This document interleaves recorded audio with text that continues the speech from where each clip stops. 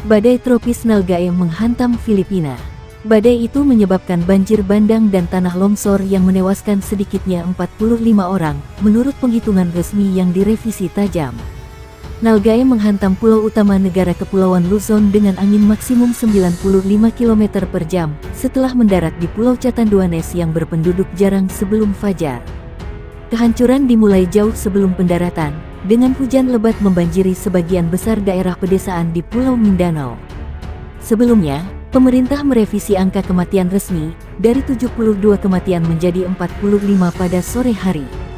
Para pejabat mengatakan, beberapa kematian telah dihitung secara keliru 2 kali dari peristiwa Mindanao, yang menyebabkan 40 kematian. Badai itu juga menewaskan 5 orang lainnya di tempat lain di negara itu. Dalam beberapa tahun terakhir, banjir bandang dengan lumpur dan puing-puing dari sebagian besar lereng gunung yang gundul telah menjadi salah satu bahaya paling mematikan yang ditimbulkan oleh topan di Filipina. Petugas penyelamat fokus pada desa Kusiong, rumah bagi antara 80 dan 100 orang, yang terkubur setelah bagian dari gunung gundul di dekatnya runtuh. Kemarin, kami fokus pada penyelamatan dan menemukan 11 mayat, kata Kepala Pertahanan Sipil Regional, Nahid Sinarimbo kepada AFP. Hari ini kami melanjutkan pekerjaan kami, tetapi ini sudah merupakan operasi pencarian karena desa telah terkubur di bawah batu dan lumpur selama lebih dari sehari, tambahnya. Ia menolak mengatakan berapa banyak yang dikhawatirkan tewas. Foto-foto yang dirilis oleh penjaga pantai menunjukkan tim penyelamat menggunakan kulkas tua sebagai perahu improvisasi untuk menarik anak-anak dari komunitas banjir di Pulau Tengah Leai. Sementara Dinas Cuaca Negara bagian mengatakan, Nalgae melewati pulau kecil Marinduk pada pertengahan pagi dan dapat menghantam Manila, sebuah kota metropolitan yang luas berpenduduk lebih dari 13 juta orang pada Sabtu malam. Banjir yang meluas dan tanah longsor akibat hujan diperkirakan terjadi. Sementara risiko gelombang badai minimal hingga sedang atau gelombang besar menghantam daerah pesisir, tambahnya. Proyeksi kami, yang ini sangat kuat, jadi kami benar-benar siap untuk itu, kata Direktur Pertahanan Sipil Nasional, Rafaelito Alejandro. Ia menambahkan bahwa 5.000 tim penyelamat telah bersiaga. Dia mendesak warga di jalur badai untuk tinggal di rumah sebelum badai keluar ke Laut China Selatan. Jika tidak perlu atau penting, sebaiknya kita hindari keluar hari ini karena berbahaya dan bisa membahayakan, kata Alejandro. Jumlah korban tewas akibat badai tropis Nalgae yang menghantam Filipina dan memicu banjir bandang dan tanah longsor, kini telah bertambah menjadi 72 orang. Dilansir kantor berita AFP, Nalgae menghantam pulau utama Luzon dengan angin maksimum 95 km 59 mil per jam setelah mendarat di Pulau Catanduanes yang berpenduduk jarang pada sebelum fajar waktu setempat. Badan Cuaca menyatakan bahwa hujan lebat yang dipicu oleh badai terjadi mulai Kamis lalu di Filipina Selatan, membanjiri sebagian besar daerah pedesaan di Pulau Mindanao.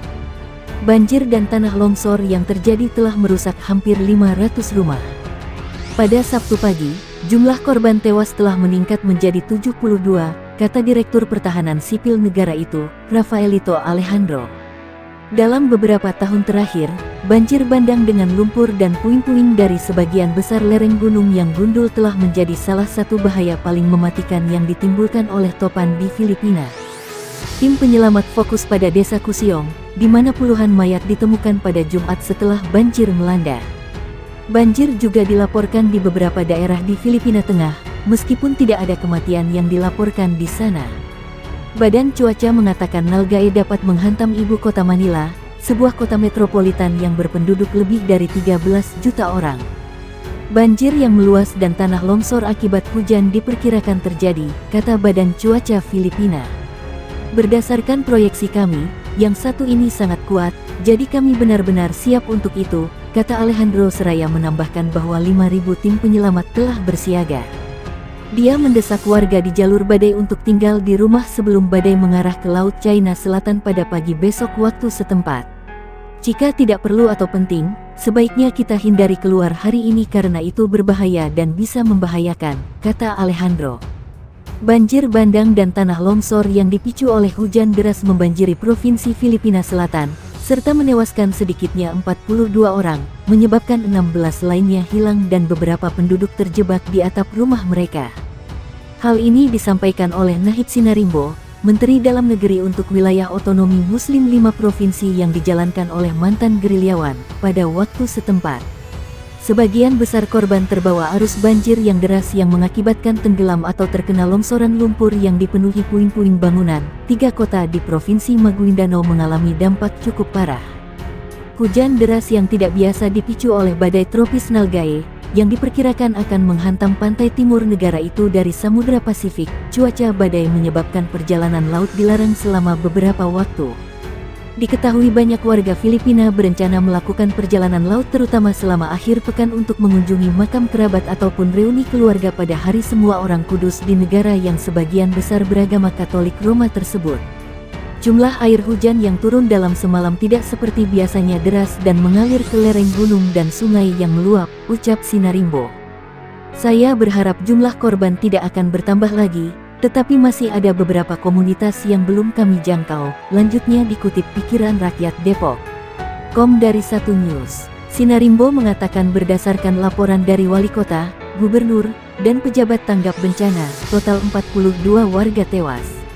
Yaitu 27 orang berasal dari kota Datu Odin Sinsuat, 10 orang dari kota Datu Blah Sinsuat dan 5 lainnya berasal dari kota Upi, Maguindanao. Lebih lanjut Sinarimbo, mengatakan tim penyelamat melaporkan bahwa 11 jasad korban ditemukan di Kusiong, sebuah desa suku di kaki gunung di Datu Odin Sinsuat, di mana banjir dan tanah longsor juga melanda rumah masyarakat di sana. Mereka berhasil menyelamatkan beberapa warga sebelumnya, tetapi sekarang mereka hanya mencoba menggali mayat di sana, ujarnya.